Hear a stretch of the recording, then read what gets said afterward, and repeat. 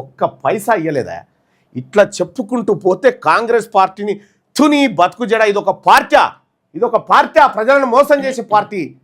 మరీ ముఖ్యంగా బీసీ సోదరులారా, ఎస్సీ ఎస్టీ సోదరులారా, మీ కొంపలు కూడా ముంచిండు.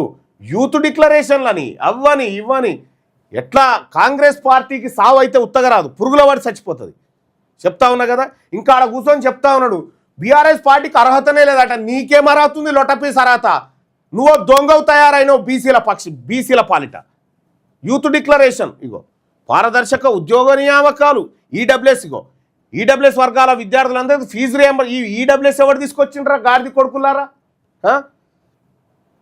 యువ మహిళా సాధికారిత, చెవెళ్ళ ఎస్సీ ఎస్టీ, ఇగో ఎస్సీ రిజర్వేషన్ల పెంపు, ఎస్సీ వర్గీకరణ 18% పెంచుతామన్నారు. ఎస్సీ రిజర్వేషన్ పెంచినారా ఎస్సీ సోదరులారా?